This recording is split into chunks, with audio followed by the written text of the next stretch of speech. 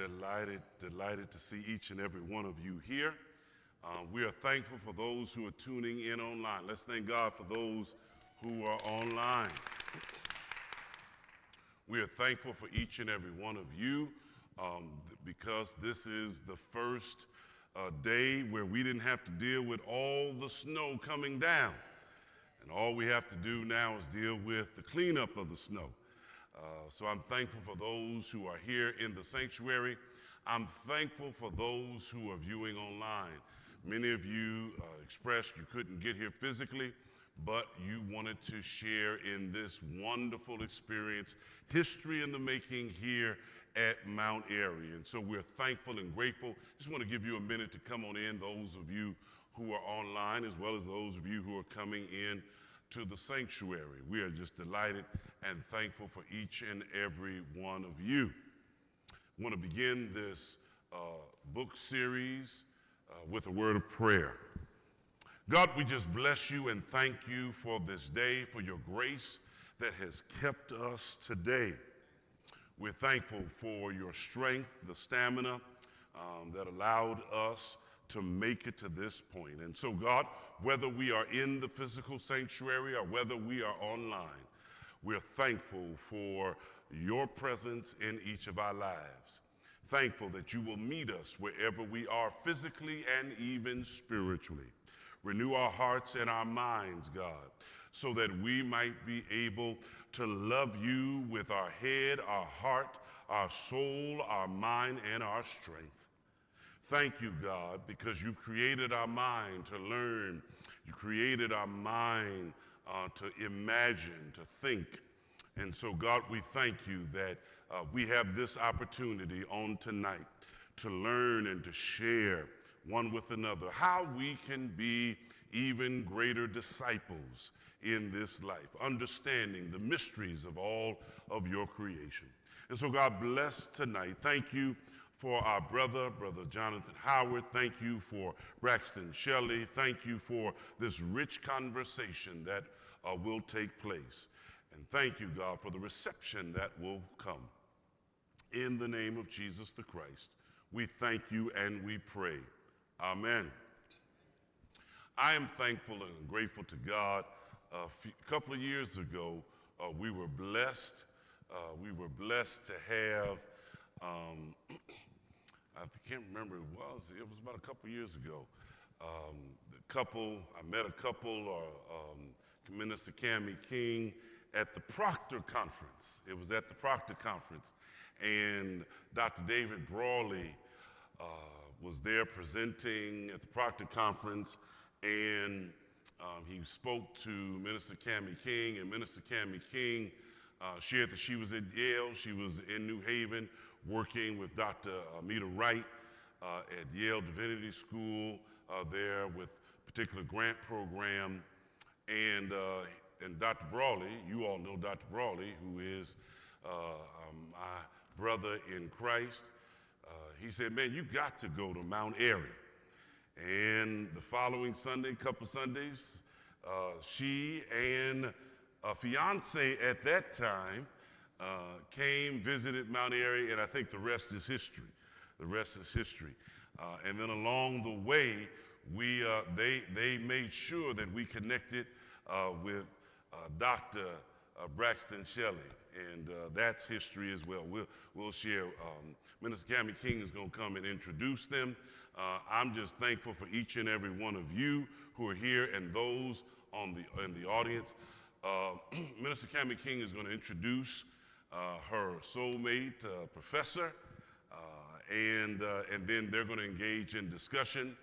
Please, brothers and sisters online in particular, if you have questions, Pastor Dion Bossier is going to be online making sure that we keep track of the questions so that between myself and Minister Cammie King, we'll be able to get all the questions that may come from this rich discussion. All right. Minister Cammie King blessed us on Sunday. I happen to be in Jersey, but she blessed us on Sunday. And then she blessed us again on yesterday with our Bible study. And so I want her to come and introduce the professor about to be doctor, All right. Jonathan Howard. Come on, y'all. Let's thank God.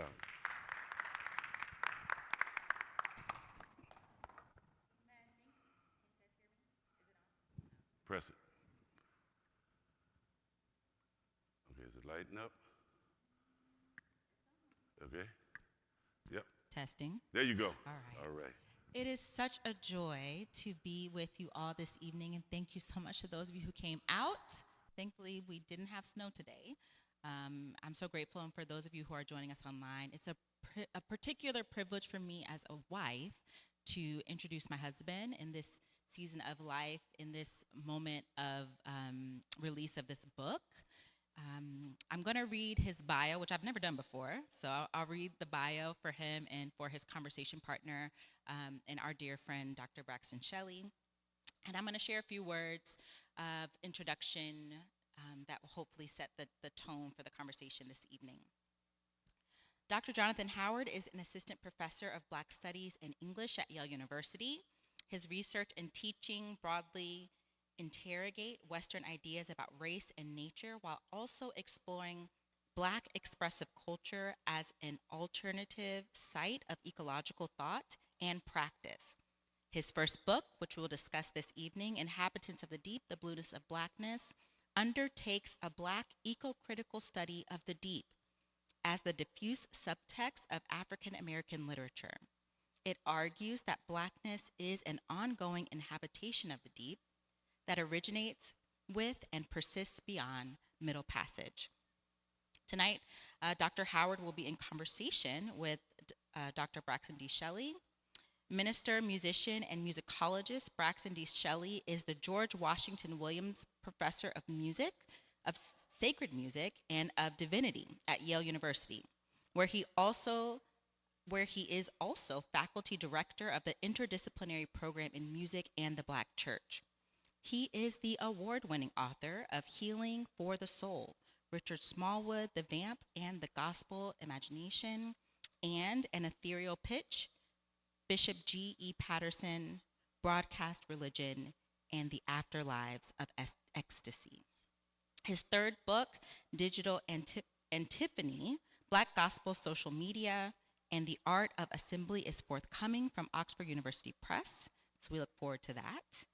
A native of Rocky Mount, North Carolina, Dr. Shelley received a BA in Music and History from Duke University, and also a Master of Divinity and PhD from the University of Chicago.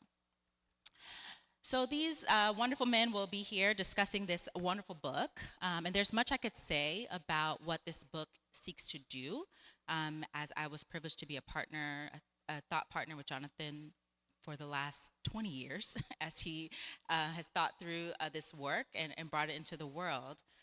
But when I thought about what would be useful for me to share, I just wanted to share what John's work and research has taught me. Two important things that have been really transformative for me in my life. And the first thing is this: when we were in college, I found myself really struggling with, in my early 20s, I don't know if this is a common experience for folks, with naming where I come from. I hail from Central Florida, four-generation Orlando native, but beyond that, my ancestry was not known to me.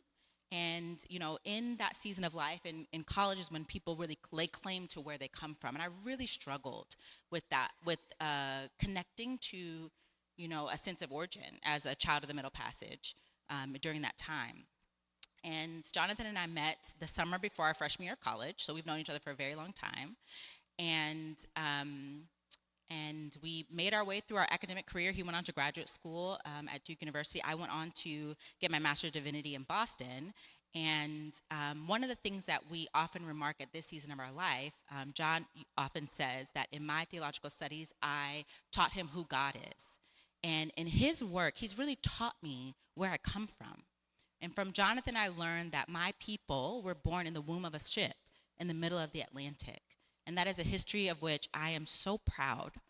He has helped me to really lay claim to that as a site of origin that is worth celebrating because of the decisions, the difficult decision in the face of colonialism and kidnapping and enslavement. Our ancestors made the courageous decision to build a life and to make a way out of no way by inhabiting the deep.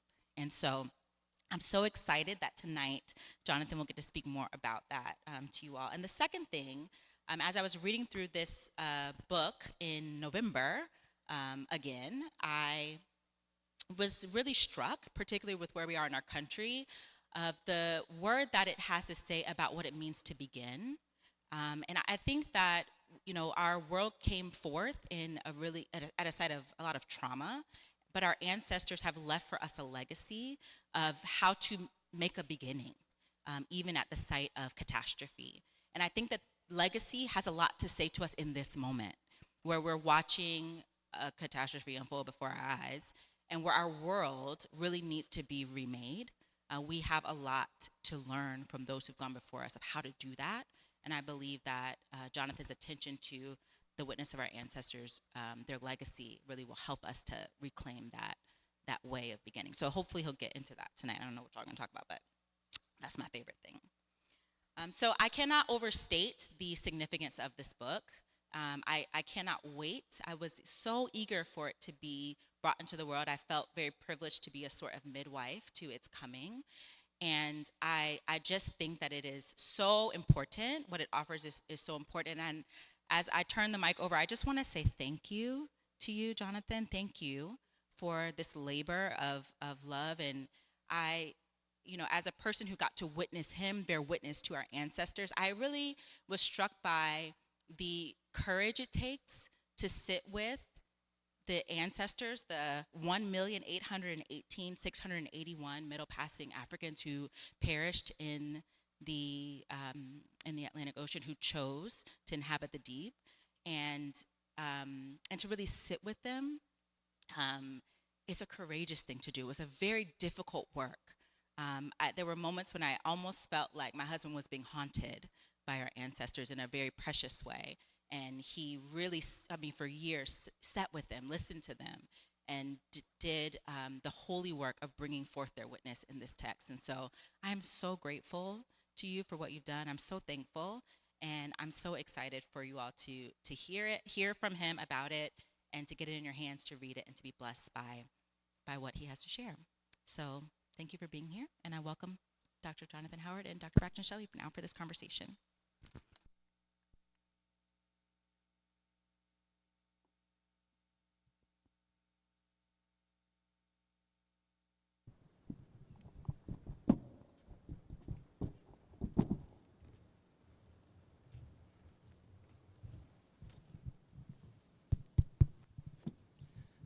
It's such a pleasure to be here tonight with you all.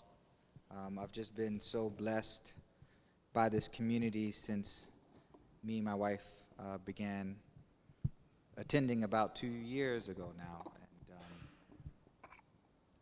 I don't take it lightly to share the stage, and where, you know, a lot of truth and wisdom and goes forward, and hopefully that I continue and do not break with that tradition as I inhabit this space right now. I thought a good place to start would be to read a little bit from the book. I spent so much time writing it, rather than come up with some new words to say to you all.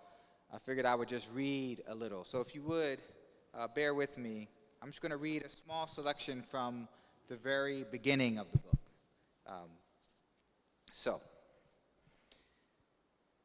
In the beginning, black was blue, not the ocean of lamentation poured out from the souls of blues people that Amiri Baraka spoke of, though not this, but the literal ocean, in 1492, Columbus sailed the ocean blue. The other hue playing midwife to our birds in the centuries when our skin learned speech and started talking to the world behind our backs, the water that there was in the beginning. I looked, and behold, a great multitude which no one could number. But I tried anyway, and the jumpers and the jettisoned across the 4 centuries of the transatlantic slave trade totaled 1,818,681. I arrive at this crude and inexact number by consulting the transatlantic slave trade database and subtracting the total number of Africans who ultimately disembarked in the New World from those who embarked in the Old. If you do this terrible math, you will greet the 1,818,681 who never made it across the Atlantic. 1,818,681 then, who either stole themselves away to or were laid to unrest in the ocean. 1,818,681 who never knew arrival. 1,818,681 who, under the circumstances, never even knew the middle that portended arrival. 1,818,681 who disembarked at sea. This number, like most related to the transatlantic slave trade, which are preserved to history in logs recorded in the spirit of inventory rather than census, yield what we might call a statistical fabulation. It gives us data we don't really have, but which we might calculate anyway, to help us remember and count our immeasurable losses, not in the spirit of exactness, but in the ethical extension of a care that was not there but should have been. Black lives count. The 1,818,681 hemorrhaged into the Atlantic count and are counted here. They are counted too in the interesting narrative of the life of Olaudah Equiano. Sometimes in a traditional quantitative way, Equiano writes of, quote, 2 of my wearied countrymen, end quote, who jumped over the side, and the countless sick who almost daily were thrown overboard. But he also uses a different manner of accounting, a curious naming of the drowned. His appellation of those who jumped or else were jettisoned to their death insists into the ocean a kind of life. And these words are Equiano's words. Quote, often did I think many of the inhabitants of the deep much more happy than myself. I envied them the freedom they enjoyed, and as often wished I could change my condition for theirs, end quote. It is one thing to refuse the anti-black world, to prefer death to slavery, but it is quite another thing to inhabit the deep, to suggest that the 1,818,681 did not only die, but rather moved in. If the biblical Exodus famously begins with Moses turning aside to see the bush burning, yet not consumed, this book turns aside to see that sign and wonder that arguably founds the kindred exodus of the African diaspora, that great, if impossible, sight that Olaudah Equiano beheld from the deck of a slave ship in the middle of the 18th century. The enslaved underwater, yet not dead, those he surprisingly names the inhabitants of the deep. Equiano's term for those who perished over the side suggests they not only exited the anti-black world, but entered a habitable elsewhere. But in a narrative explicitly committed to furnishing an unflinching witness to the horrors of the transatlantic slave trade, why does Equiano use inhabitants, a word typically reserved for the living, to describe those who we know drowned? And how can he claim to envy them the freedom they enjoyed? Yet, if we suspend our initial objections to Equiano's apparent misnaming of the drowned and take seriously the lives that were lived underwater, awfully abbreviated as they were, then what emerges is an oceanic recalibration of human life and freedom, perhaps the only sustainable life and freedom there is on this blue planet. It can be easy to miss Equiano's meaning. I certainly did when I was first introduced to Equiano's narrative as a college sophomore. The knowledge that humans cannot live underwater and my sense of the ocean as a non-human space initially led me to mistake the inhabitants of the deep for fish, unwittingly perpetuating modernity's foundational confusion of blackness with the non-human. Not until I read Equiano's account of his two wearied countrymen who jumped ship did I realize that the inhabitants of the deep were people whose unspeakable deaths were attended by unspeakable life. In the wake of the terror that so quickly overwhelms Equiano's first encounter with the sea, it can also be easy to miss the surprising reply he gives to the hail of an initially astonishing ocean. Look closely at how Equiano responds to the violence of the anti-black world. Quote, "Two of the white men offered me eatables, and, on my refusing to eat, one of them held me fast by the hands and laid me across, I think, the windlass and tied my feet, while the other flogged me severely. I had never experienced anything of this kind before, and although not being used to the water, I naturally feared that element the first time I saw it. Yet, nevertheless, could I have got over the nettings, I would have jumped over the side." That's Equiano describing being whipped aboard the slave ship.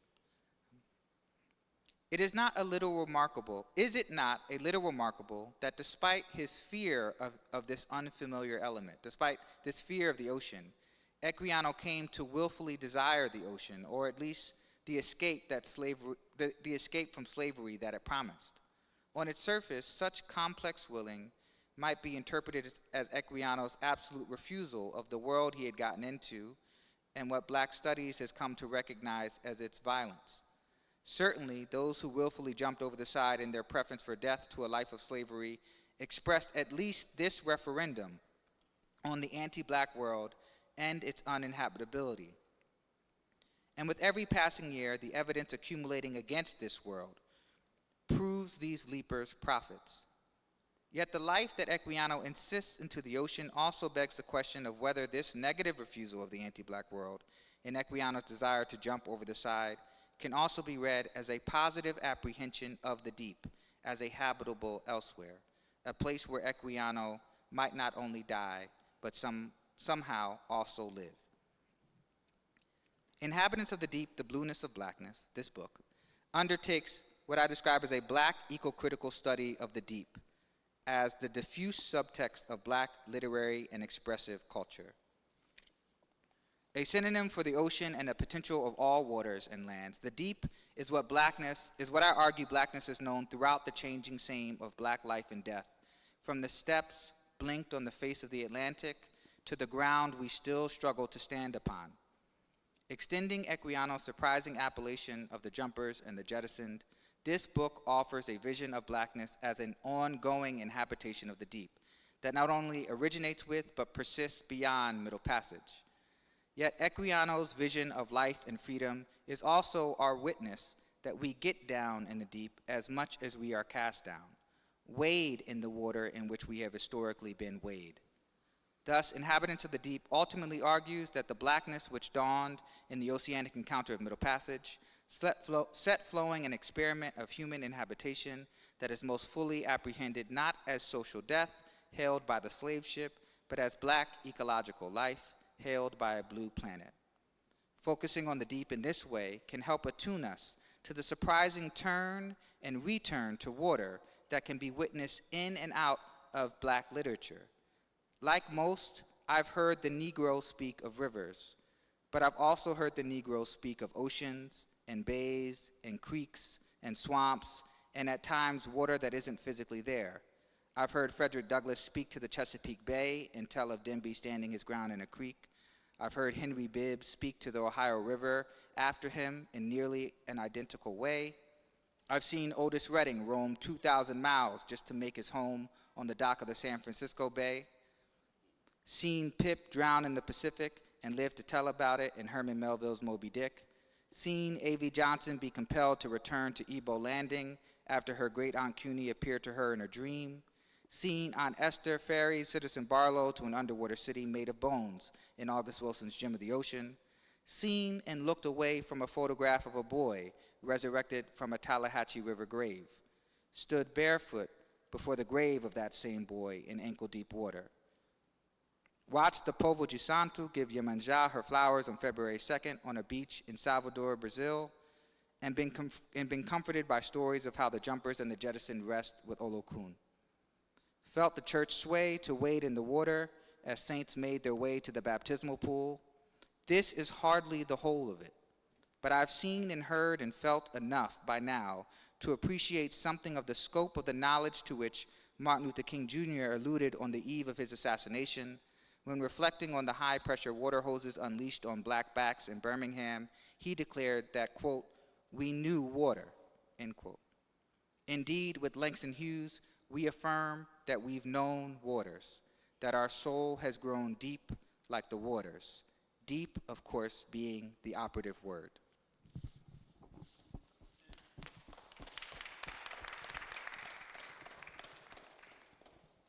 Good evening, everybody. It's good to be back at Mount Airy. I've been here 3 or 4 times, and I always have a great time. Even better to be in conversation with my good friend and this wonderful author of this great book. And so I have a number of questions for you, but I think I want to go back to the beginning. In a way, soon-to-be Reverend Cammy told us that your intellectual project gives her a sense of where her people are from. But can you talk a bit about where you are from in a more practical way, and then where this book is from? What's the journey been like from the sort of initial, thoughts to the germination to this book we can now hold? So I was born and raised in Philadelphia, Pennsylvania. So I'm a big Eagles fan and a big Philadelphia Sixers fan. The latter of which it brings me much heartbreak. So I grew up in the city, like in inner city Philadelphia, and my father was a choir director and a minister, a pastor, and so I grew up first in my first like sort of spiritual home growing up was in a Kojic church called Mount Zion. And baptism, I remember very viscerally when I was younger being all caught up in like the baptismal ritual. So watching people march to the baptismal pool was like my favorite thing. That was always my favorite Sunday. And I myself as a kid was baptized 3 different times because I always wanted to make sure. Did it work either time? I don't know if it worked or not. I might need another one soon. I might need to re-up. But that ceremony always mesmerized me. But because I grew up in the city and we never really traveled all that much, I was very old when I saw the ocean for the very first time. So I viscerally remember what it felt like to see the sea. And I remember being almost like undone by the enormity of it. I just couldn't, like looking at a body of water that didn't come to an end was like a very, unsettling in a good way. It felt like a holy moment, like, like I think of Moses, like this is holy ground. It felt like in an ironic, paradoxical way almost, like the ocean was holy ground for me. And so when I went to college, when I was assigned the interesting narrative of the life of Olaudah Equiano, whose phrase, Inhabitants of the Deep, is now the title of my book. When I read that narrative is famous as history's only first-hand narrative account of the Middle Passage, written from the perspective of a victim of the Middle Passage, right? From a captive African. And so when I read that narrative for the first time, I remember getting to the point in the narrative where Equiano describes his experience seeing the ocean for the very first time. And when the first word that he uses to describe it is he says he was astonished. And I immediately identified with that because I remember myself being astonished. But then as that passage progresses, what he says is when he's brought on board the slave ship, which was waiting for its cargo, and he realizes that he's the cargo that slave ship is waiting for, that initial astonishment turns into terror. And so I just wondered what it meant to encounter the ocean for the very first time under those circumstances, to have that initial astonishment that would then be overwhelmed with terror. And so since that moment, it like imprinted on my mind. And what it made me think about was,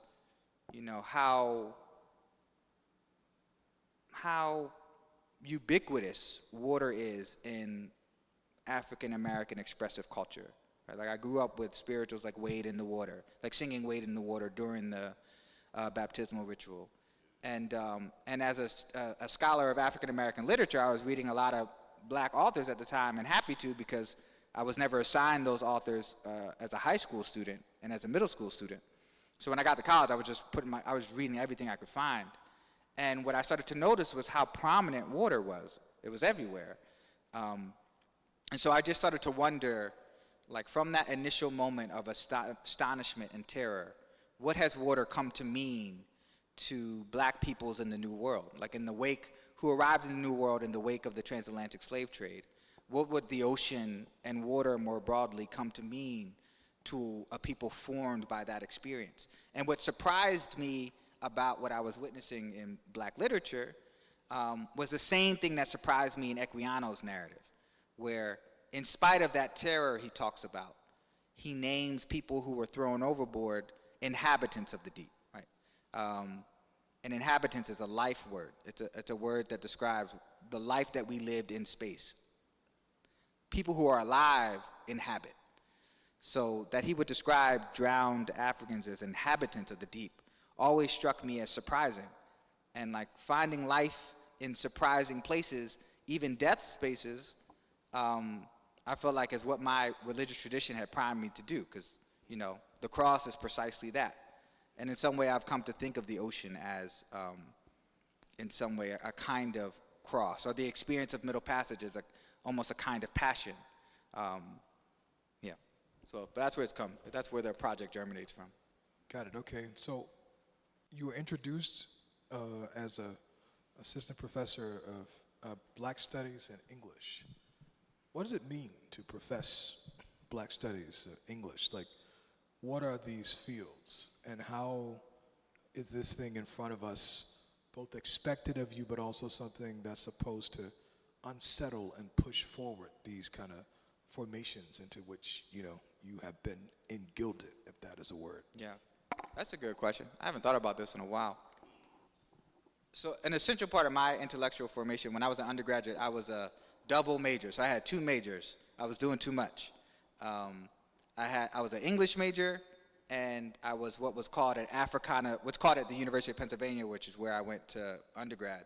I was an Africana Studies major. So I was a double major in English and Africana Studies. And then I went to graduate school, and I was just English. But when I got my first job, I was English and what was called at Boston College, African and African Diaspora Studies. And now at Yale, I'm English and Black Studies. So it's always been these two things. And English is pretty straightforward. There's just like the literary studies, like someone who reads a lot of literature and writes about it in a critical way. Black Studies for me, how I've come to think of it, are people who, like in my classes, when I teach W.E.B. Du Bois' The Souls of Black Folk, when he makes that famous pronouncement that the problem of the 20th century is the problem of the color line, and how all over the course of especially in the first half of the 20th century, like in the national political discourse, there was all this talk about a Negro problem, which was a phrase I never really liked. But what interests me about that formulation now, the more I study it, was just how at that moment and even now, there are these repeated, atrocities or repeated moments where black life is under assault. And so in some ways, we don't use that language anymore of a Negro problem, but the problem persists, right? It was a problem in the 20th century, it's a problem in the 21st. And Black Study for me is just studying that problem, like paying attention. And so I'll never forget when I was in undergrad, I was actually in graduate school, and Trayvon Martin was murdered. And I went to church that Sunday. I was at a different church, and they didn't talk about it. And I was confused as to like how this wasn't like the first thing anybody in church was talking about. And so for me, like, like my very simple definition of black study is paying attention, like attending to the miracle of black life, and telling the truth about the structures that inhibit black flourishing. And so in this book, at least, I try to do both. Like on the one hand, like that number, the 1,818,861, that's a moment of truth telling, right? That's me trying to calculate just how many people died this way, perished this way. And it's an unfathomable number in many respects. And yet it's a number that needs to be counted, you know? Not in the interest of being precise, but just because Black Lives Matter, Black Lives count, right? And so that was what I was doing, and that was a work of paying attention. But in the process of paying attention, what I also notice is the story of how we live and survive in spite of all that. And so the book attempts to tell that story too. Yeah. So one of the things that many literary scholars do, right, is in studying literature, identify things that happen a lot. Mm-hmm. You can call it a trope. You can call it a theory, right? You call it a diffuse subtext. What does that mean? So I give you credit for the language of diffuse subtext. This is my dear friend, and so he's heard way too much about this book.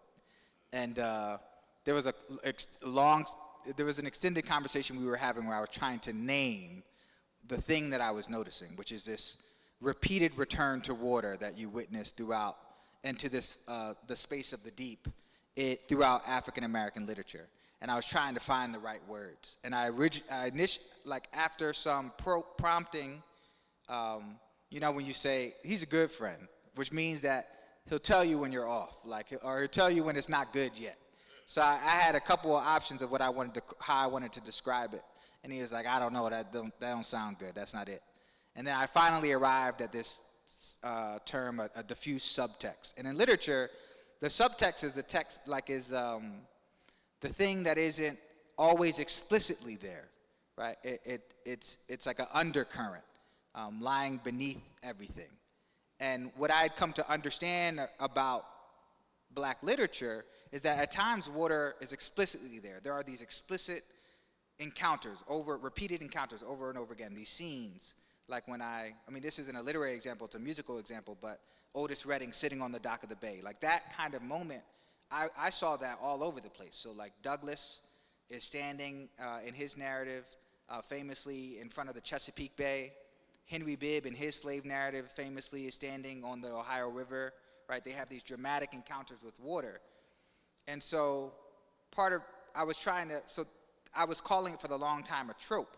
But what I had noticed was there was a way in which water had come to stand in for, in a more subtle way, for the problem of being black. It had become a way in which a lot of black writers and thinkers used it as a kind of a metaphor or a shorthand for explaining or giving voice to expressing what it meant to be black in this country, which for them, a lot of writers that I was coming into contact with, it started to show up as this experience of not being able to stand your ground, or like not having ground to stand, which in a post-Trayvon Martin world was something that was really important to me. And so I landed on the phraseology of the diffuse subtext of African American literature. It's a thing that's there sometimes explicitly, but even when it's not there explicitly, it's there sort of underneath everything as a kind of undercurrent running through the literature. So in a second, I'm going to ask you about one of the book's key insights that I do think is going to be cited and used by folks writing in black studies and English and American studies and folks in the environmental humanities. But I'll do that by way of an anecdote. So this time last night, I was finishing a voice lesson with my voice teacher, wonderful French-Canadian soprano who has decided that I'm the person she asks questions about black stuff since she figured out who I was. And so I was just finishing singing Gonna Lay Down My Burdens down by the riverside. And I lied to you not. Last night as I was putting on my coat, she said, So why is water in all these songs? Why is there always water in these spirituals? What is the water for? Yeah. What does the water do, right? And so you have this idea you call the submersion narrative, right? That is one of the ways you track and trace the sort of, I guess, explicit manifestations of water, but also in a way it kind of highlight or point to the many more implicit, right, articulations of this. Well, so what is the submersion narrative for you? What is it kind of intervening with and against? And give us a couple examples. Yeah.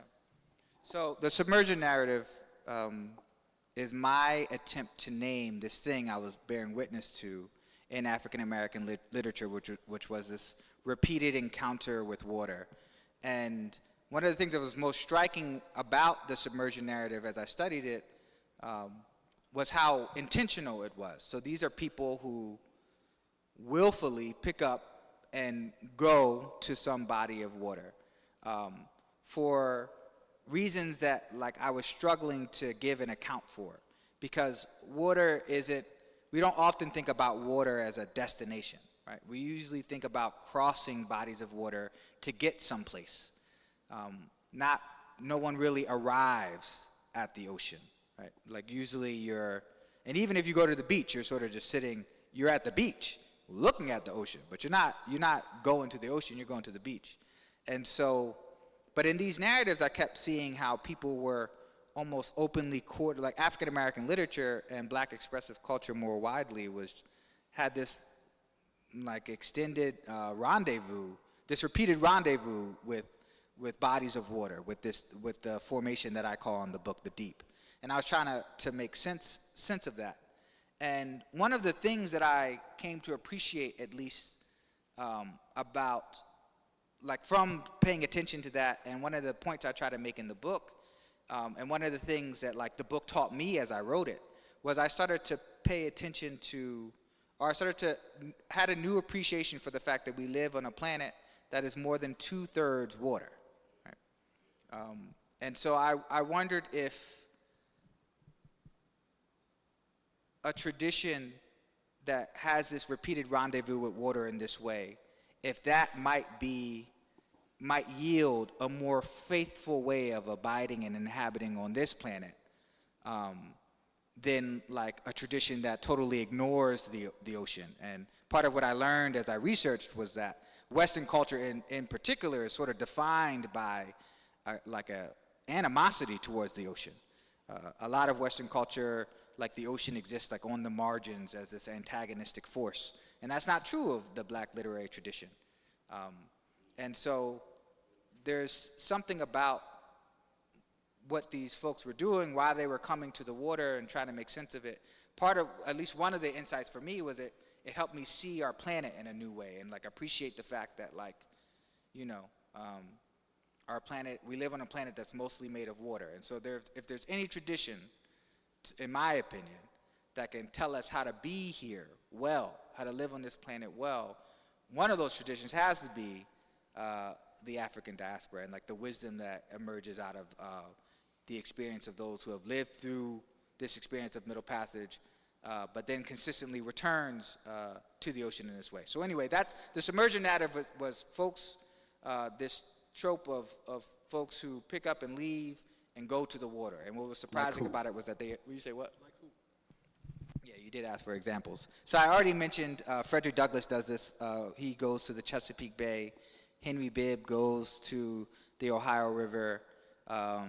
Otis Redding, who's one of my favorite examples because I'm a big Otis Redding fan, goes to the San Francisco Bay. But another example that I'll plug really quickly, because it's currently being put on in New Haven. It opens next week. Is August Wilson's Gem of the Ocean, and August Wilson's Gem of the Ocean tells the story of a young man named Citizen Barlow, who's a representation of the first generation of free-born African Americans in this country. So he's navigating freedom, like the meaning of freedom, having been born free, and he's struggling to make it in Pittsburgh, and he's working at a steel mill. And long story short, like the key thing that happens in that, or the curious thing, the strange thing that's happening in that play is there's a woman, a healer named Aunt Esther, who sort of cares. She's like the spiritual guide of the community. The play is set in this historically black neighborhood in Pittsburgh, and she's a healer, and people come to her for healing, spiritual mostly healing. And Citizen ends up being one of these people. And what she does, how she goes about healing people, is she stages this ceremony. She takes them to this place called the City of Bones. And when you watch it unfold, I don't want to spoil the play for y'all, but in case y'all want to go see it. But what I will just say is that in many ways it's a ritual reenactment of the Middle Passage. And somehow that, by returning people to that history, that's how she goes about healing people, which is maybe can feel or can seem maybe a bit paradoxical. But that is another example too of this thing. For me, of this trope I'm calling the submersion narrative. There's this tendency in African American literature over and over again. There are these narratives that are crafted around these returns to water. And what happens, what these returns to water induce for the folks who go through it is always surprising and always about, to me, life. Like, it's always about learning how to live and live well. So, I guess my next question is pointing in the direction of the bodies of water not just being presences, right? But also modeling ways to be. A few minutes ago, you used the word faithfulness, right? Which got me thinking about Sunday's sermon, right? And the way that in the sort of the Hebrew, right? The just shall live by faith is really like the just shall live by faithfulness, right? Their faithfulness, right? And so it seems to me that like the blackness is, the deep is only inhabited faithfully, right? Like in an ongoing way. And so you have a couple of sort of ways that the senses are called on by the deep. You have a chapter on deep voice and then a deep imagination. You are sort of arguing that really the way that the voice of the deep is heard is through an imagination that like does what Ellison calls, right, really listening. And in a way, the Emmett Till chapter is about really seeing. So I guess I'm interested in the intensifying adverb, really. Like it implies there's a not really or a sort of, an unfaithful mode of engagement, right? Yeah. And that is, maybe too comfortable with the anti-black world. It is insufficiently opposed, right, to our various affronts to the ocean, to the earth. I wonder if you talk about these aptitudes, these ways that the deep trains and calls on attention. Yeah, that's good. I think where my mind immediately goes is there's a moment in the same play that I mentioned, August Wilson's Gem of the Ocean, where that journey to the City of Bones, where it starts. And the stage direction for the actor is that actor is supposed to start stumbling around. So they had previously been, anchored on the stage, and suddenly they start losing their footing and stumbling about. And somehow this is the start of this ritualistic journey to this place called the City of Bones. And, what it brings to mind, at least for me, is one, I noticed that, one way of thinking about what Du Bois calls the problem of being black is like an ongoing crisis of ground. Like, so in the Middle Passage, when folks were thrown overboard, they couldn't stand, right? But even once we arrive in the New World, in a lot of ways, there's still like this war against our standing, right? Where we're being felled left and right, you know? Or there's a struggle to stand, or like, and so you think about like evictions, or thinking about like being placed under arrest, or, you know, ICE, right? And so, and in one way, that sort of war against our standing can make you idolize standing. Like, the thing you want to do is to be rooted, right? And to be able to stand your ground. But actually what black literature has taught me is that that is in fact not the way. Like, that is in fact not the salvation.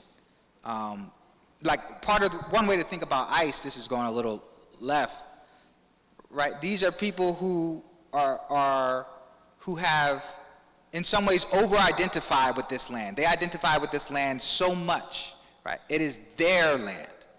So much that they've convinced themselves that certain people don't belong here, right? And can be forcefully evicted out of this land, right? And so, what the inhabitants of the deep teach me is like a good posture. Like, what does good posture look like on Earth, right? What does good posture look like on a planet where most of it can't be stood the way that, you know, whiteness desires to stand on the world? Like, when Europe went out and tried to colonize the whole world, that's bad posture, right? To me, folks whose feet touch the ocean, that is the beginning to me of the revelation of what could be a faithful posture, what could be a faithful way of living on this planet, right? Which God made with these proportions, you know? It could have been a whole solid mass. It is not that, you know? And so there's this poem that I cite a lot in my work, and I cite in the book, this poet named Ed Roberson, and there's this passing line he has in the poem where he's thinking about those who jumped overboard, and he has this line that says, "The footprint on the water filling." And to me, it was always remarkable that he would slow down that moment, like where a middle passing African's foot contacts the water. And that, you know, and in many ways that that's like easily disregarded because you can't stand on the water. But he sees there a footprint. He says that's the footprint on the water filling. Like, he slows it down enough that we actually recognize a step. And to me, when I saw that footprint in that poem, that to me helped me understand what it means to stand. Like we should, even when like we're not walking on water, we're walking on an earth that is deep, right? Like, even this stage is deep. Everything, like, there's so much, the foundation that we have to stand upon is deep. And I want to be able, what the inhabitants of the deep teach me is how to walk in a way and exist in this world in a way that is always conscious of that. Like, this isn't my ground to stand, right? I don't own this ground. But it does support me. And I want to walk, you know, with a posture that is cognizant of that. And so, you know, all the different aptitudes that I go through in this book, like imagination, vision, voice, all these things are like, I view them as like, these are ways in which black people have taken things that are fundamental to being human, right? Vision, imagination, and they've rerouted them through the ocean, which to me yields a kind of faithfulness, a way of being on this planet in a way that is faithful. Yeah. Your research for this book has taken you to lots of interesting places, including under the water. That's how I know we are friends, but not the same person, because I'm not going. What did you learn deep under the ocean? And how does it confirm what you had already written? How did it change the way what the book finally, you know, became? Like, if you were trying to be the closest thing we could get to a living inhabitant of the deep, you know, on the coast of Grenada, what did that do for you? So over the course of writing the book, really the end of the book, I started the process of being certified to become a scuba diver. And so now I'm a certified scuba diver. And don't ask me how, because I get terrible seasickness, so I always have to stock up on Dramamine. But on my most recent dives, I went on like this, I got like another level of certification where you dive deeper than the amateur level. And it was a shipwreck dive. And so there was this ship, it was actually a war ship. So in some war somewhere, some ship sunk. And so the ship was down on the bottom of the ocean, broken in half. So there's like half of the ship, like it had split in the middle. And so half of the ship was like on one side, and then there was a gap, and then there was another part of the ship. And actually my diving instructor did something he wasn't supposed to do, where when I was doing the like studying, one of the things you study is that you need a specific kind of certification to enter a shipwreck, because it's dangerous. Like you could get lost, you can get stuck. And so we technically weren't supposed to go into this ship, but my instructor didn't care for the books, and so he took us all the way in. Stop But I won't tell you his name so he won't get in trouble. But what was one, it was just amazing, like to be that deep and to see this like enormous, in some ways it's like enormous feat of human engineering, but also, an instrument of war, right? This warship. But what was striking to me about it, swimming through the shipwreck, was how it had become this tremendous site of life. It was so vibrant. Like the ocean, sometimes when you're diving, especially because like the fish ain't really trying to be around you, because they know the humans be playing games. So it can actually be like quite rare to sight other oceanic life. But it's not like that in a shipwreck, because they've like made a home in this ship. This is their home. And so it's one of the most vibrant places, a shipwreck, that you could ever visit. And so this like instrument of war, this instrument of death dealing, had become this site of life. And I was just thinking of how God, our God, who created the oceans and created all this life that some of us go our entire human lives never seeing most of what God did. And so for me, the ocean and scuba diving was like an introduction to like all the stuff of Genesis that I didn't pay attention to, And how, our God cares for this life too. And this life is thriving in what had been like an instrument of war, right? An instrument of death dealing. And something about like that enormous, vibrant life in this ship, like just reinforced all that I had come to learn about the ocean as in the process of writing this book. So is the modern anti-black world just a shipwreck? Maybe.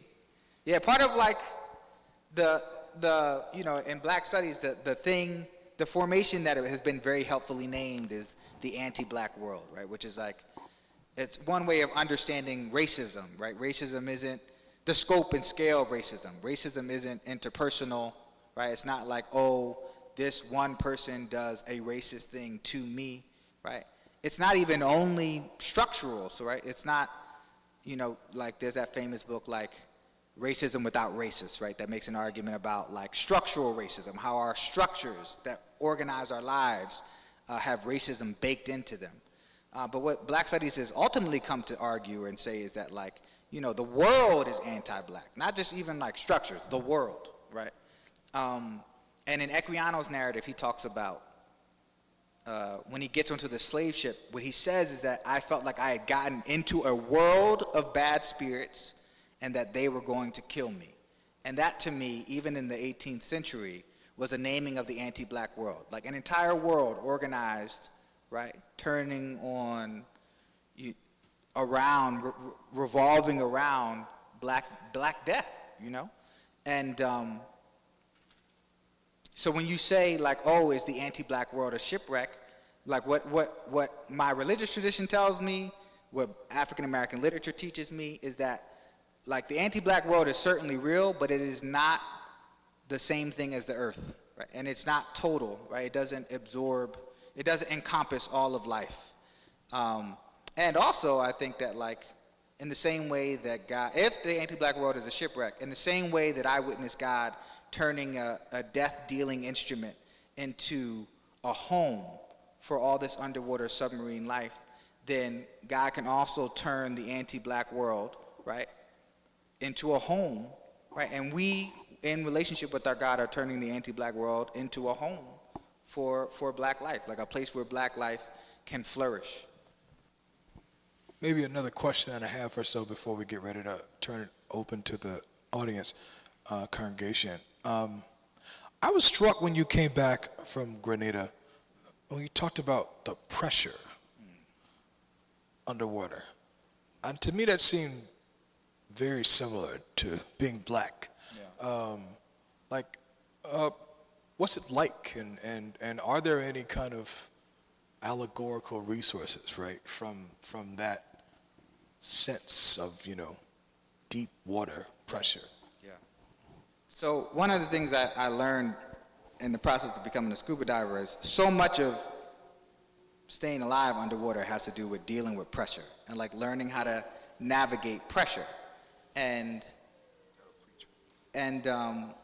we already know this, those of us who fly in airplanes, because we get to a point where there's a significant enough change in pressure that we start going like this because our ears start hurting.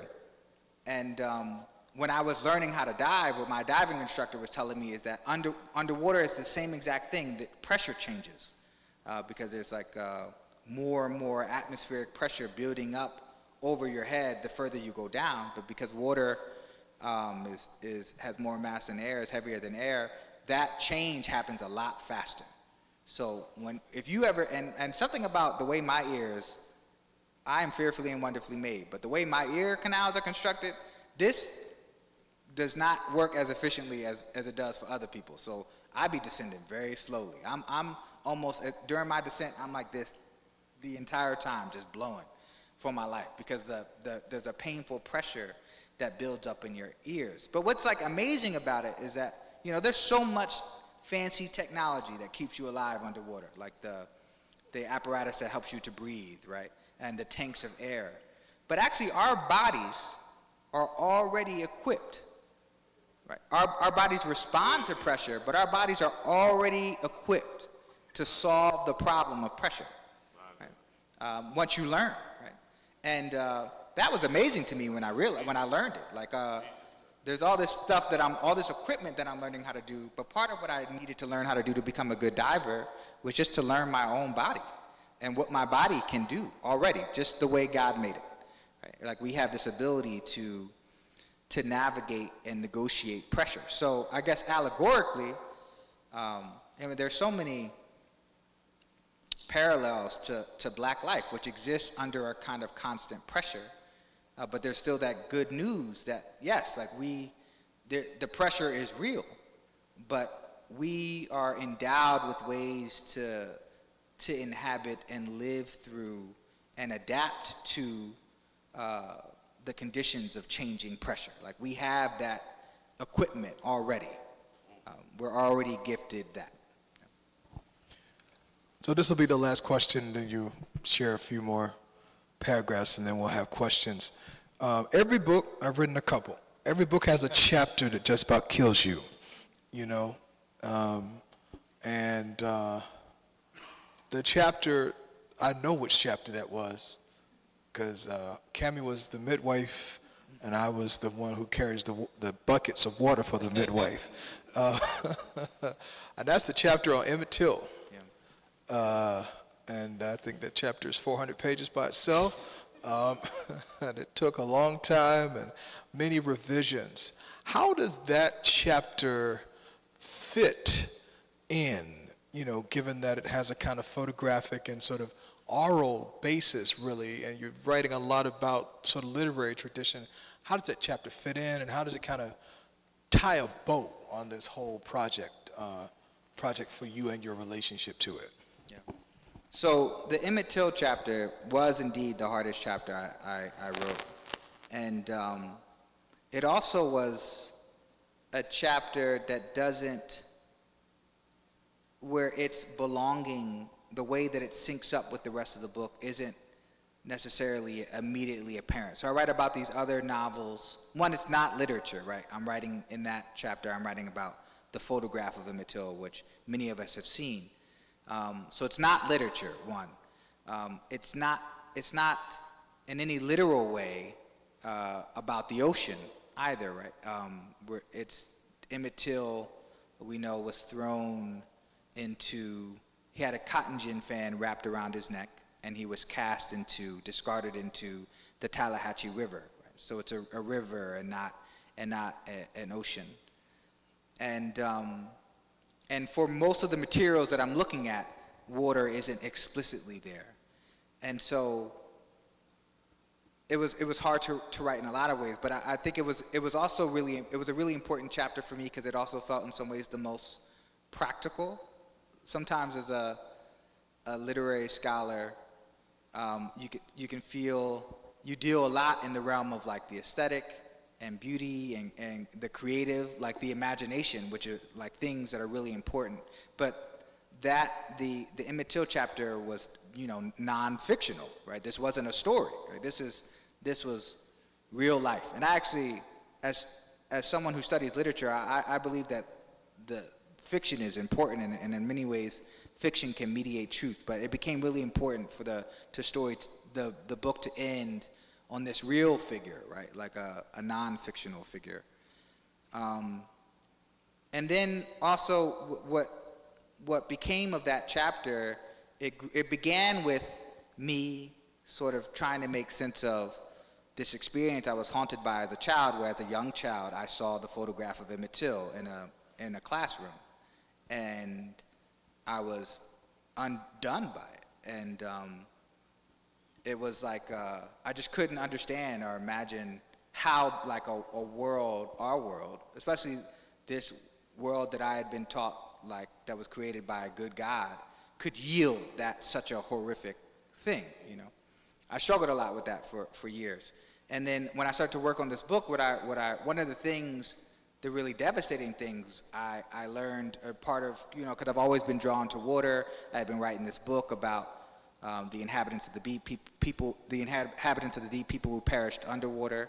And what I started to realize, it dawned on me about Emmett Till and my fascination with Emmett Till, or my commitment to researching and writing about Emmett Till, was that in some ways Emmett Till is a visualization. The photograph of Emmett Till, one of the ways that it haunts us is it is a picture, right, of someone who inhabited the deep, right? It's in some ways what a body underwater looks like. And and that's so part of what we're haunted by or visited by when we see the photograph of Emmett Till is this history, right? It's to me in Emmett Till, I see the 1,818,681. It is a photograph in many ways of the 1,818,681. But the chapter became a lot about, over time, not only Emmett Till, but his mother, Mamie Till Mobley, and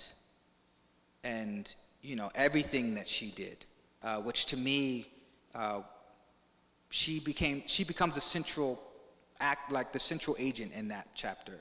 The chapter becomes ultimately about bearing witness. What does it mean to be a witness, and how she teaches us to bear witness, how to see, right? And she said, like, let the world see what I've seen. And so we see because she saw first. And so it became all about paying attention to how she saw, and then how she bore witness. And for me, practically going forward, even in my own life, what does it mean for me to be a witness? Like, I bear witness to the 1,818,681, but we're all called to bear witness. There are things that, I was always struck as a kid by the song, like, God's eyes on the sparrow, right? That's attention. It's very careful attention. Like, not that many people are noticing sparrows falling out of the sky, right? But God's eyes on the sparrow. And like, I think in a similar way, our eyes are called to be on something. We're called to pay attention to. And I was just called to pay attention to the 1,818,681. And in many ways, Mamie Till Mobley, her act of bearing witness taught me how to be what I think is a faithful witness, how to bear witness faithfully. Yeah. So you're going to read a bit about your interactions. Yeah, do we have enough time? I was going to... Yeah, you got a couple minutes, and then we'll open the questions. So I'm going to read the epilogue of the book, which is short, I think. It's short. Which tells a story of my visit to the grave of Emmett Till. So when I was finishing writing the book, I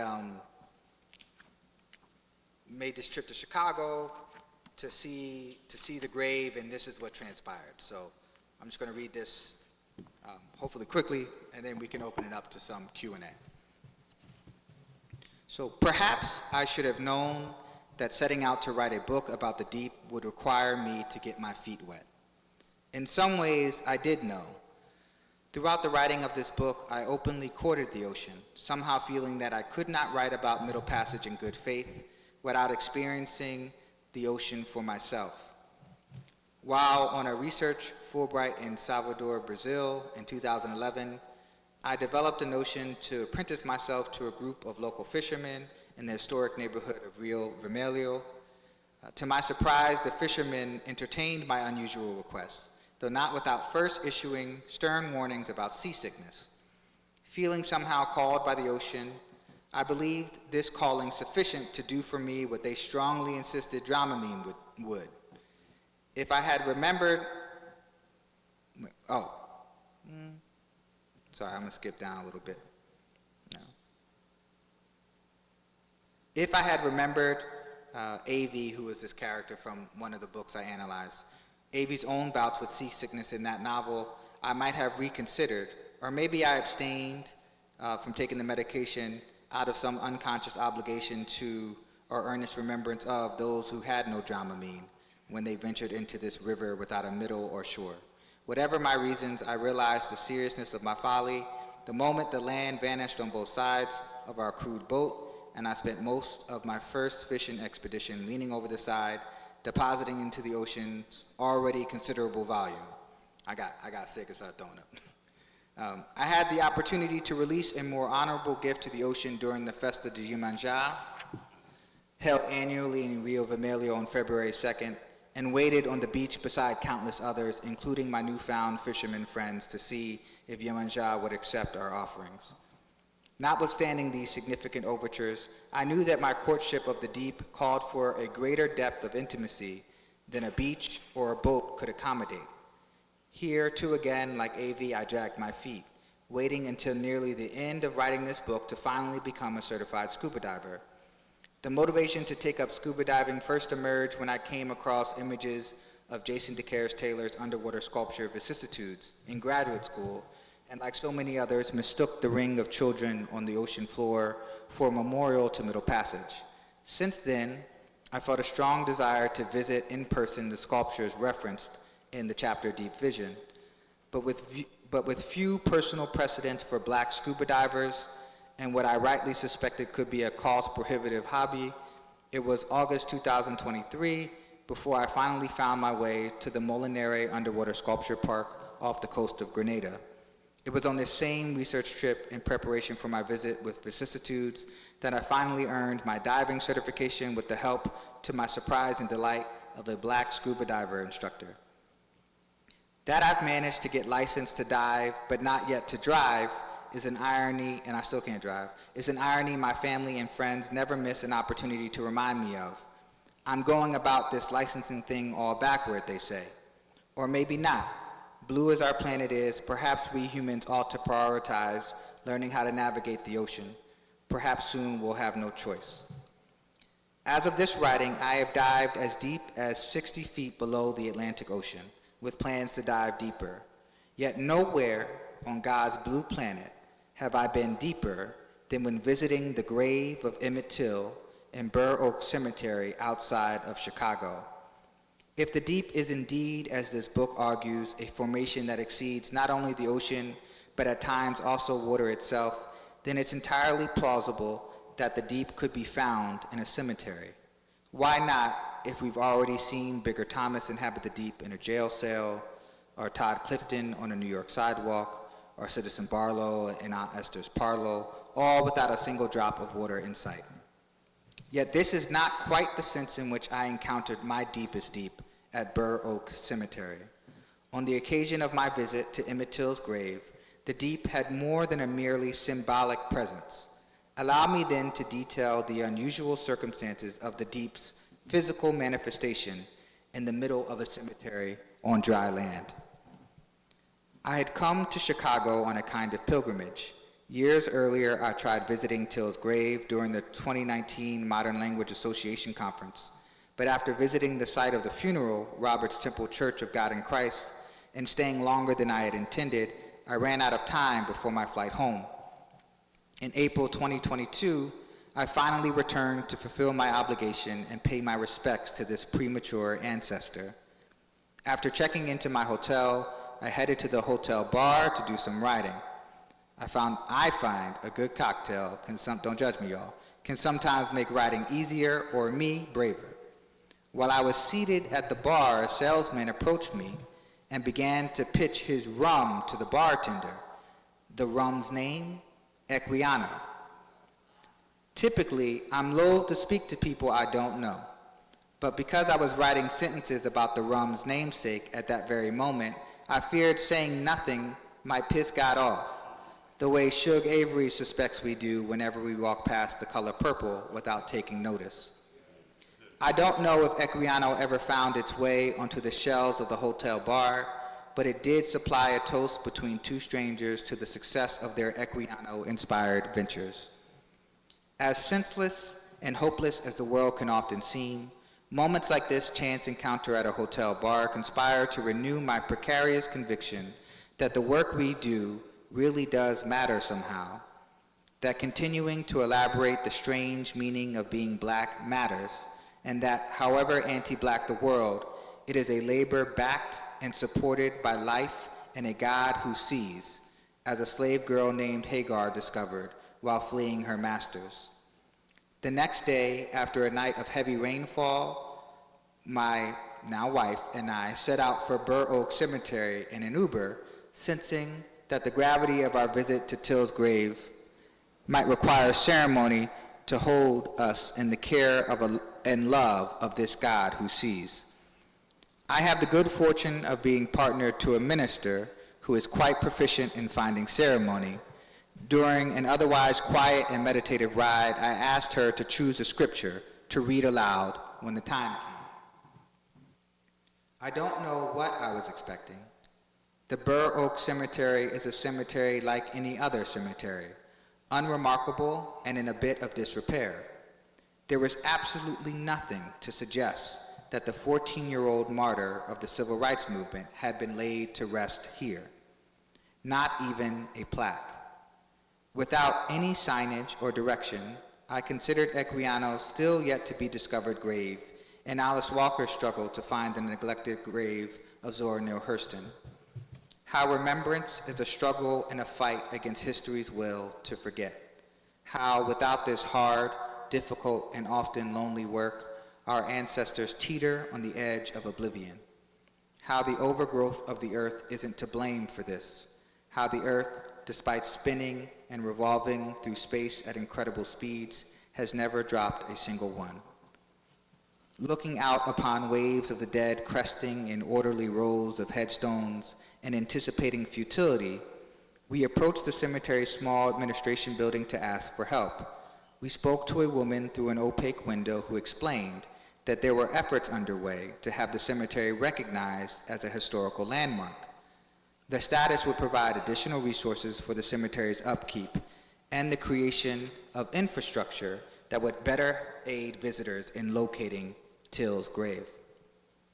In the cemetery's present, historically unmarked state, however, the woman could only direct us to a crudely drawn map posted on the window, hardly precise, but enough to help us gain our bearings in this sea of the dead. When we reached the place about where we thought the grave should be, we still struggled to find it.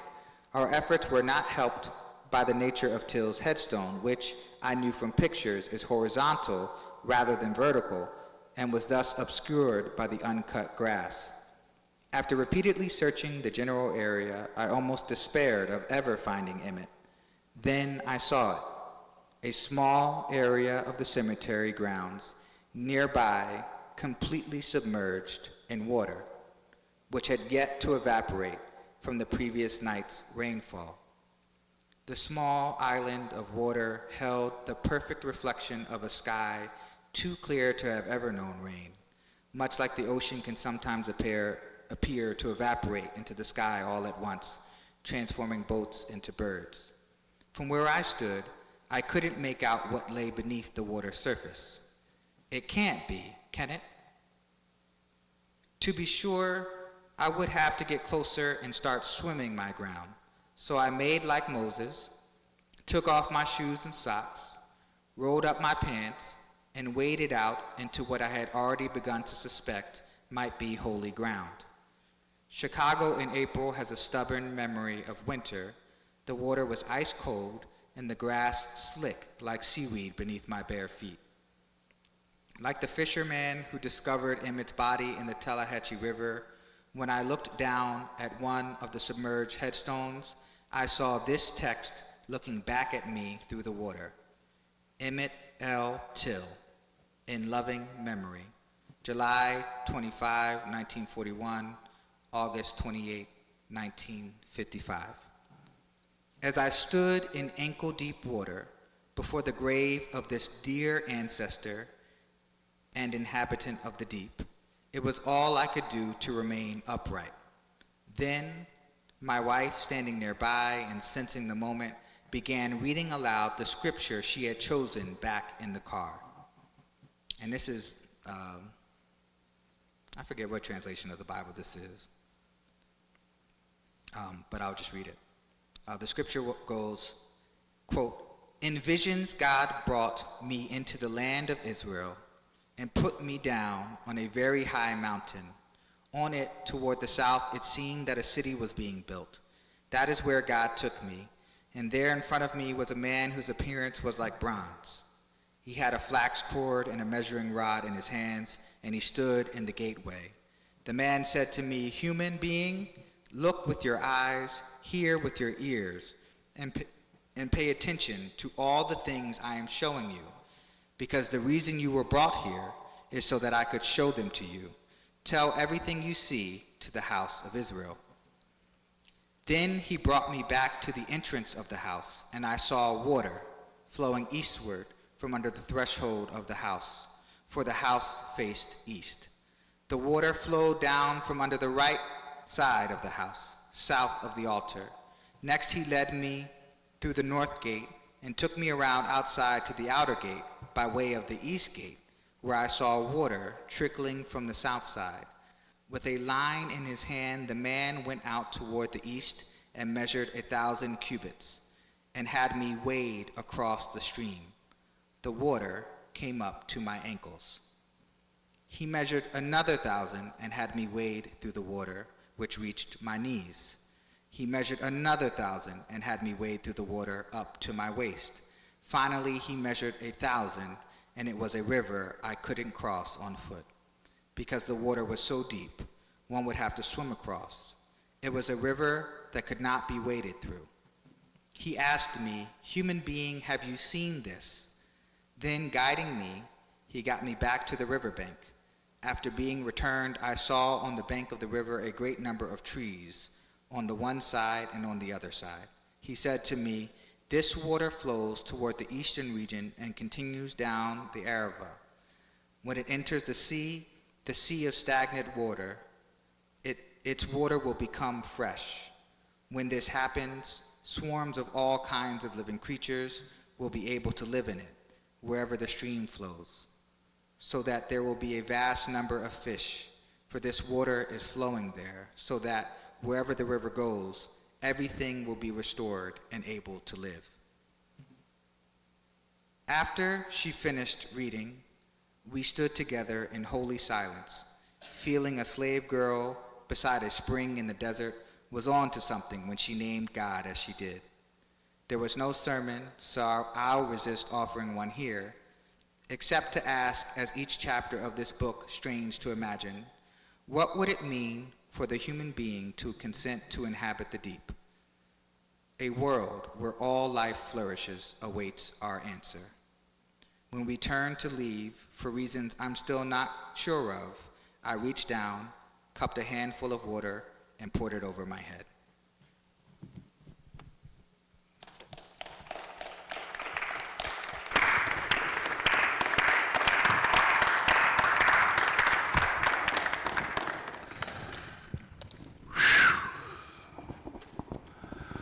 Man,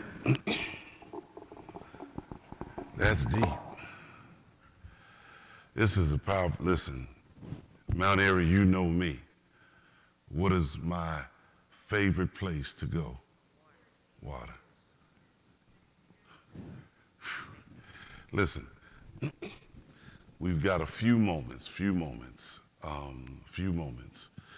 We want to receive questions, if there are any questions from the audience in person, and then we'll look online to see, are there any questions?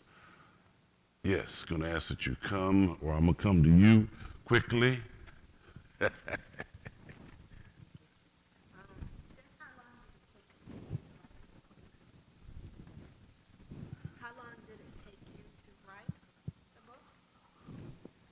I think I heard you say, for those who couldn't hear, you're asking how long did it take me to write the book? And the honest answer is too long. So I technically started the book when I was the book began as my honors thesis as an undergraduate student, which would have been 2010. So, I mean, obviously, that honors thesis, the work has changed a lot since then. But so 2010, that would be almost like 26 years. I would say that there are sentences from that honors thesis that are in this book. Most of it didn't survive, but sentences that I wrote as a college student are in this book, undisturbed. Not many. I would like to think I've grown as a writer over the years, but there were some sentences that I didn't touch. I just copy and pasted. It's something. These are questions. The preoccupation with water was something I've had for a really long time, and I wrote about it a lot as an undergraduate. It was the subject of my dissertation in graduate school, and I would say I started writing the book in earnest probably in the year 20, and thinking of it as an actual book in the year 2018, where I decided, okay, this is a book. I am going to set out to write a book, because no one in my family had ever done that, and it took me a while to believe that I was capable of doing that. So yeah. I think in the audience we have two seasoned professors who can identify with their own journey of writing. My lying brother, Reverend Dr. Mark Chapman, and our dear brother, Dr. Marlon Milner, connected to cousin of Selena Daniels, and these are both two good Morehouse brothers. We're glad y'all are here. But they know what you're saying, man. They know what you're saying. All right, the germinating process, man. All right, any other questions?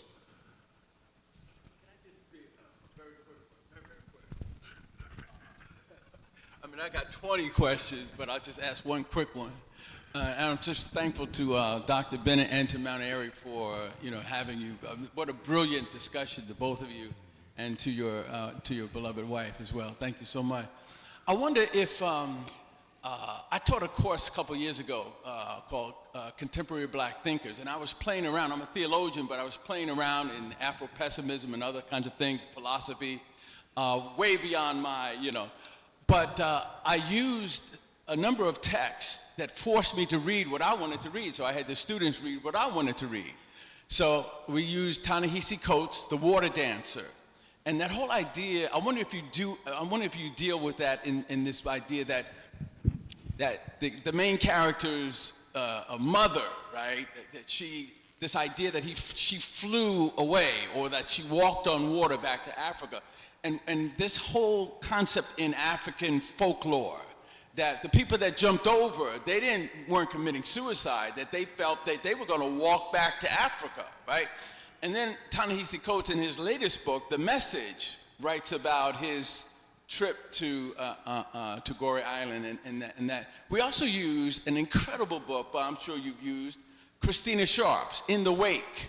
That book deals with this whole idea of oceanic time, that the bones of those that were at the bottom of the ocean, those that jumped over, actually recycled through the whales and others that ate those bones, and that they live in oceanic time, that, which was a profound concept that just completely blew my mind, right? Then I thought about Margaret Garner, right? And the whole story, what Toni Morrison does with that Margaret Garner story in Beloved.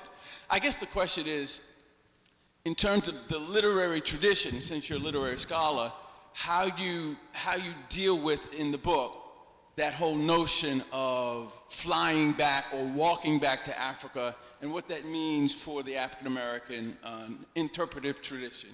Yeah. So there came a point, because this really is everywhere, like all throughout the tradition, I kept running up against contemporary writers who were writing new books where water was a prominent theme. Ta-Nehisi Coates was one of them with The Water Dancer. And at a certain point I had to be like, no more. Like, I'm not writing anymore because I'm tired. I can't keep updating this book. So Ta-Nehisi Coates' Water Dancer didn't make the cut, but there is another text in the book that is in many ways aesthetic kin to Water Dancer, which is Paul Marshall's Praise Song for the Widow, which is around a similar story of the myth of the Igbo landing. So this place that kind of proliferates throughout the Caribbean and in the South Carolina and Georgia Sea Islands. On various islands, there's a place called, that people identify as this place called Igbo Landing, and they tell a story about it. That is, the way Paul Marshall recounts the story in her novel, it's enslaved Africans, Igbos, who hail from Igbo land, who arrive in the New World. The slave ship arrives, and they disembark from the slave ship, and they're seers. They have a profound sight, so they can see not only what slavery is currently, but all that slavery will become, right? And so she talks about them seeing like far into the future. And so something about what they see helps them to know in their bones that like this country, this place is headed in a bad way. It's a death-dealing place. And so they absolutely refuse the place.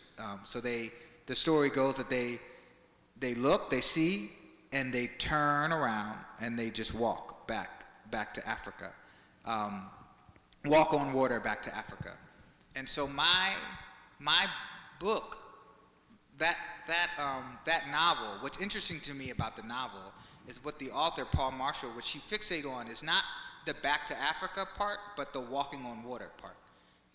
The contention that folks walked on water back to Africa. And so there's what it does for me, or how I kind of deal with it, is it's kind of similar to that poem I mentioned, like the footprint on the water filling, or even the way that you referenced Christina Sharp's In the Wake, where she talks about residence time, right? So the residence time of matter that underwater, like the different what am I trying to say? Elements, right? Atoms. She talks about like hydrogen and et cetera. And so part of what I'm interested in, or at least in this book, the way that the book challenges me, is I think that in Paul Marshall's novel, the place of arrival for the character that she's talking about in the novel is not the character doesn't go back to Africa. What the character does is has this dramatic encounter with the ocean. Like her aunt CUNY takes her repeatedly as a child to this place called Igbo Landing and tells her this story over and over again about how the Igbos walked on water. And so I think it's important within our tradition. I think like there's that, we talk about Sankofa, right? In order to go forward, we look back to go forward. Like we have to remember, But sometimes I think we look back and we overlook the ocean to get back to Africa. Like as if that period, the Middle Passage, the transatlantic slave trade, was like a vacuum, as if we weren't doing our good living and surviving then, as if we didn't learn anything then, as if God didn't care for us then. And so what the book teaches me is that there is this like back to Africa for sure, and there is like this oceanic moment where, like one of the things I learned about Middle Passage was that, and was true in this moment for most of the world, is that it wasn't just Africa, but Europe too. A lot of folks were coming into contact with the ocean for the very first time. Most people didn't know that there, at least in the West, in the old world, that there was another world, and so a lot of folks were encountering the ocean for the very first time, and I don't think that there were any group of people who crossed the Atlantic Ocean who had a more genuine encounter with our Earth as a blue planet than Africans did. And so that moment and the formation that happened in that moment, I think, is all over our literature. Right? And that's where the emphasis on water comes, alongside an emphasis on Africa. All right. One more question here. One more question. All right. Since y'all going to leave that last question for me, and then we have one online question. Well, I'm going to do the online question first, and then my question will be the last question. This comes from Pastor Dion Bossier, who's watching online. Thank you very much for sharing, Dr. Howard, your own personal deep place of revelation. Question is, what kind of rituals like the pouring of libation, baptism, help us to preserve the memory of the inhabitants of the deep? For me, the crucial one, I wish it's something that we would revive, is in some ways. So I'm torn because I love the baptismal pool, actually. But I was churched a lot. I went to church a lot as a child. I was in a lot of different kinds of churches because my dad was a choir director, and so we hopped around traditions basically wherever my dad was employed. And so I was in a lot of different kinds of traditions. And at one point we were in a church that did their baptism, and actually one of the moments when I did one of those like I'm gonna make sure baptisms as a slightly older teenager who was like, let me make sure because maybe I haven't been living right. I'm gonna get baptized again. We actually went to the beach, and we got baptized in the ocean. And but also like in the archives, you see all these images of folks going down to the riverside, going down to the river and doing baptisms like out in nature. And I think for me, like I've never felt more close to. So I've been privileged to, in my like church history, to go to several baptismal rituals that took place outside of the sanctuary, like in bodies of water, like in rivers and oceans. And to me, those are helpful rituals to connect me to the memory of the inhabitants of the deep. But another one I would just say, and it goes back to this novel I read, Praise Song for the Widow, where there's this character, this widow who's recently lost her husband, and they used to have this tradition where they would just play music. And the author, which she describes, they would play like just black music, like the spirituals, but also a lot of jazz and the blues. And the author, Paul Marshall, what she fixates on is the ground vibrating beneath her feet. And something about that live animated ground, right? The wood ground of her apartment in New York. In the book, it's connected to the live ground of the ocean, which also moves, right, and undulates and vibrates. And so I think like just listening to music loud enough where you can feel it in your feet can also be a ritual or a ceremony that connects you to the memory of the inhabitants of the deep. There's a second part to this question, but I think you may have answered some of it. Based upon your book, what is the message you want us as inhabitants of the deep to understand our role in preserving the deep of the environment? Yeah, that's the main thing I would say is I often reference this parable that Frederick Douglass tells in one of his speeches, and Frederick Douglass is trying to explain racism and what racism is like.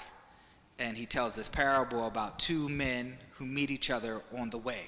Basically like what happens like when like you're walking on the sidewalk and you meet another person. And so Douglass says, you're walking on the way, like you encounter someone, you give them the right of way, and they thank you for it, and they take it, and then they walk past, right? That's the first encounter you have. Then you meet that person along the way again, and you offer them the way, and they take it, and they thank you for it, but with a little less enthusiasm than they did the first time. Mm-hmm. That encounter happens again, and now they just feel entitled to the way. They take it. The way is theirs. They expect you to move out of the way. And he says, and for him, he's telling a parable about racism and the experience of living in the South, where white people just have the right of way, and they expect to have the right of way in confrontation with black people, right? So like there isn't a genuine confrontation. You don't actually meet another person on that sidewalk, right? That person is as good as sidewalk, right? You can walk all over them because the way it belongs to you. And this in this speech, he's basically saying like you gotta. It's a little bit of a militant speech. So he's basically like you gotta punch this person in the mouth so they know, like they know that they have to contend with you as another person. What I'd say about this whole piece about the environmental piece in this book is what I would say is that actually both men not only need to contend with one another, they need to contend with the ground, because the ground is nobody's way, no individual's way. The ground doesn't belong to us. We know this because sometimes the ground quakes, right? There are lots of times when the ground doesn't do what we want it to do. So whether it's stable, whether the ground beneath our feet is stable or not, there is a sense in which the environment is alive, and caring for the environment is also how we care for ourselves, right? And so that parable that Douglass tells, if I were to retell it, it would be a negotiation between the two men meeting on the way, but also the way, right? We have to be sensitive to the ground beneath our feet that we stand on. There's a poem I like in a collection called Black Nature that's edited by this black woman poet named Camille Dungy. It's a poem by Ross Gay, and it's called Thank You. And it's basically just, the poem is very short, and in the poem, the speaker is just saying thank you to the ground. Like, just thank you for helping me to stand. And that's when that poem taught me that, like, all of us, like, are helped to our feet. Like, we always have the ground is our help, right? Like, and that help, but it is help. It's not, we're not entitled to it. It's not automatic, right? And if we don't take care of it, it will revolt, as the planet seems to be doing right now. All right. The last question, my question is, what are your thoughts about partnering or assisting or consulting to do a Bible study / devotion on this book? I would love that exercise. I mean, I'm not going to say no to the pastor. It's being recorded now. but also, you know what? I'm grateful for the question. Like, I'm grateful for the invitation to even think that anything in this book could yield something that could be useful for other people's spirits, and so, like, I would be grateful for even the provocation to think of this book as a kind of spiritual technology as well, right? And developing the opportunity to develop a Bible study or the like around it. So I'd be excited and by the challenge. Yep. And Dr. Shelley could do a music score or something to it, man. Well. He's like, all right, Pastor, all right. All right. Listen, y'all. Listen, y'all, let's thank God for Dr. Jonathan Howard, Dr. Braxton Shelley. They blessed us. I'm thankful for Minister Cammie King. Going to ask you to come and stand and give us our closing prayer. Let us pray. Eternal God, we are so, so grateful for this day that you've given us. We know that with every day we wake up, there are new mercies available to us that are from you. So we just say thank you. And we thank you for this this great work, this book, this text that we hope will be a help to our people in this time where we have so great a need. We're so tangibly feeling our need to inhabit life in a new kind of way. And so we ask that you would guide us by the wisdom of our ancestors and the power of your Spirit that's within us to be inhabitants of the deep, to live in this world in the way that Jesus' life, death, and resurrection has made possible for us, where we can create the kind of world where all can thrive, not just the human, but the more than human world as well. So we thank you for this work. We thank you for all that's gone into it. We thank you for Jonathan. And we ask that we offer ourselves to you anew. We ask that you would use us and make us, activate us in this work of new creation in the ways that are laid out in this text. We ask for safe travels for everyone who's here to get home. And we ask that you would keep us until we meet again. For all these things in Jesus' name, amen. Amen. Thank you. Listen, before you all leave, I do want to acknowledge one again. This was rich, y'all. This was really rich. I know this is really rich. We thank God for them. Thank God for you all being present. Thank God for you all on the line. On this Saturday, we will end Black History Month. This way, we will engage. We've been invited by the Men's Fellowship of the Messiah Baptist Church on Congress Street, downtown Bridgeport. Their Men's Fellowship has opened it up to their church to have a discussion about a workshop on Black theology. And they've asked me to come and share. So we know we got a whole lot of stuff. This is winter time, but this is Black History. We will explain. We will have Dr. Shelley Best come and explain this artwork representing the 14 stations of the cross. We believe God wants us to love God with our heart and our mind. And these efforts, these discussions allow us to love God with our mind. I am thankful. Mount Airy, you are the best. We're going to bring you the best wherever they are. Now, what you need to know, here's my brother. But some of you all have known that the father of academic Black theology, Dr. James Cone, he is considered one of the fathers of academic Black theology, Black liberation theology. One of his early proteges is none other than Dr. Mark Chapman, who did his PhD with Dr. Cone.